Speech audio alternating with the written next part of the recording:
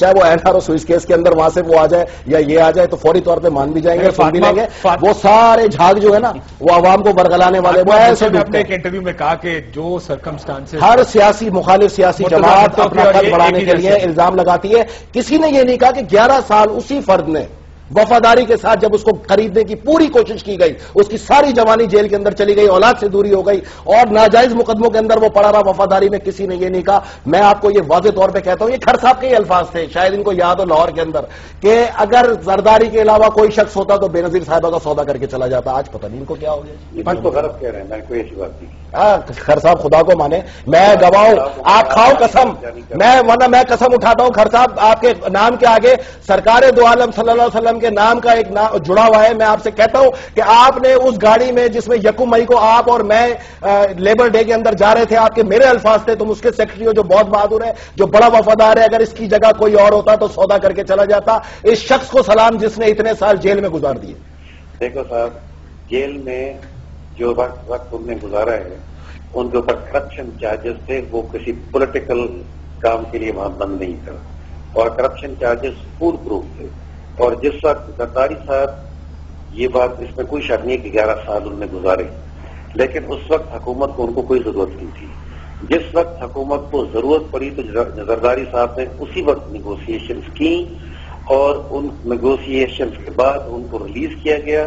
Release کر کے جب یہ واپس گئے اور ان نے جا کے یہ پیشکش کی تو اس وقت بے نظیر صاحبہ نے سینٹرل کمیٹی میں زرداری صاحب کو ڈانٹا اور باقی جو لوگ ان کی حمایت کر رہے تھے کہ جی یہ پرائم منسٹر بن جائیں، بی بی پھر آپ واپس جا سکتے ہیں، ان پہ بی بی گرج تھی. اور پھر جب یہ بات ہوئی تو ان کے تعلقات خراب ہو گئے.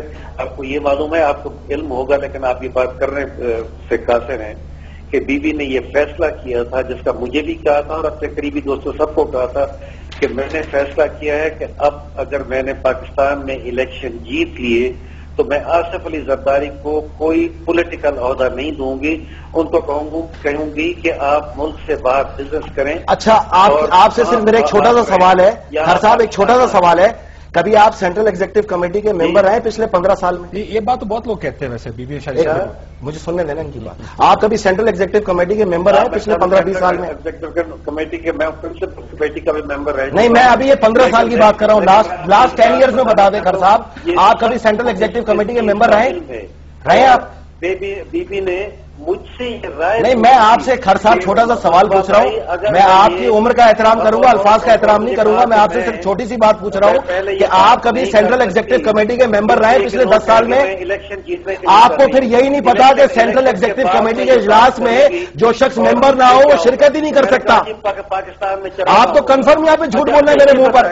میں تو سینٹرل ایگزیکٹو کمیٹی کا ممبر رہا ہوں. علاوہ اس کے کوئی اگر سینٹرل ایگزیکٹو کمیٹی میں آتا ہے تو اس کو باہر کر دیا جاتا ہے. رہی بات بی بی کی، تو بی بی وہ بھائی زرداری صاحب، وہ بھائی آپ بات سنیں نا، آپ تعامل سے بات سنیں. شیر پنجاب، آپ میری بات سنیں. مجھے تو سمجھ نہیں آیا آپ کو شیر پنجاب کا لقب دیا کس نے؟ شیر کے اندر تو 2 خاصیتیں ہوتی ہیں، یا وہ بہادر ہوتا ہے یا غیرت مند ہوتا ہے. آپ نہ بہادر ہو نہ غیرت مند ہو، آپ تو بگوڑے ہو. آپ تو بی بی کو 7 مرتبہ چھوڑ کے بھاگ گئے. اس کے آنسو جب نکلا کرتے تھے جب 18 اکتوبر میں زخمی ہوئے، آپ کہا کہ آپ کے تو جسم میں نشان ہونے چاہیے تھے.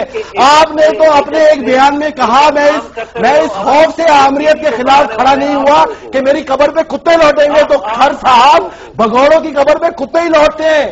جو بہادر ہوتے ہیں ان کی قبر پہ ماتم ہوتا ہے، درود سلام کی محفل ہوتی ہے. بات کرتے تم جیسے لوگوں سے بات کرنا میری نہیں. تم جیسے لوگ کیا، تمہاری حیثیت کیا؟ تم پنجاب حکومت کے اندر 2% کے ملازم، تمہاری حیثیت ہی یہی تھی. تمہیں یہی رکھا. شہباز شریف نے اس احسان کا بدلہ دے دیا جو تم طیارے میں بیٹھ کے آئے تھے. تمہیں اس اوقات کے مطابق OLC رکھا ہوا ہے، اس کے اندر وائلڈ لائف. میری بات ہے، ٹیلی ویژن کو خراب کرنا ہوتا ہے. نہیں، غلط الزام نہیں لگاؤ. خیر تم تاریخ کے بدنما ترین منافق ہو. میری بات سنیں.